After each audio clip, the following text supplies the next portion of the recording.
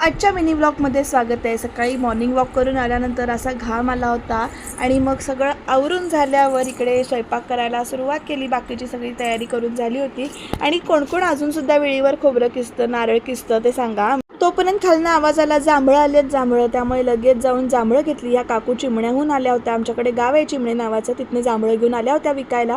त्याच्यानंतर आईकडे गेलो तर ह्या दोघी तिथे खेळत होत्या। खेळणं कमी आणि ह्यांची भांडणं जास्त। आणि आता जो व्हिडिओ येणार आहे ना तो खरंच खूप छान आहे, कारण इकडे पिल्लाला आपले पक्षींना इकडे खायला घालत होती। ते सगळं झालं। त्याच्यानंतर देवळात गेलो, विष्णू सहस्त्रनाम म्हणायचं होतं, ते सुद्धा सहस्त्र वेळा संकल्प सोडला होता 2 दिवसासाठीचा असा। आणि विष्णू सहस्त्रनाम या अधिक महिन्यात म्हणावं, त्याच्यामुळे विष्णूची सेवा घडते असं म्हणतात। त्यामुळे तुम्ही सुद्धा विष्णू सहस्त्रनाम निदान ऐकून तरी त्याची सेवा करा, म्हणजे म्हणता येत नसेल तर निदान ऐका तरी।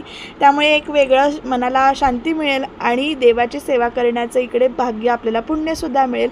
विष्णू सहस्त्रनाम वगैरे सगळं म्हणून झाल्यानंतर रामाच्या देवळात आरती केली आम्ही। आत्ताचा जो महिना आहे अधिक मास, त्याला पुरुषोत्तम मास असं पण म्हणतात। बरं तो का म्हणतात ह्याचं उत्तर तुम्हाला माहिती आहे का? नसेल तर ते मी उद्याच्या व्लॉगमध्ये नक्की देईन, तुम्ही फक्त ते कमेंटमध्ये मला सांगा। आणि अधिक महिन्यानिमित्त विशेष अशी कुठली सेवा केली जाते का, अधिक महिन्याला वेगळं असं महत्त्व आहे, ह्या सगळ्या गोष्टीसुद्धा मी लवकरच तुमच्याशी शेअर करीन। एक नॉलेजमध्ये भर पडेल आपल्या। आईकडे रात्रीच्या वेळेला एक पन्हं प्यायला आईनं केलेलं, घरी आलो तिकडनं तर विरा इथे देवबाप्पाला काहीतरी सांगते आणि अशा पद्धतीनं दिवस संपवला। बरं फॉलो करायला विसरू नका।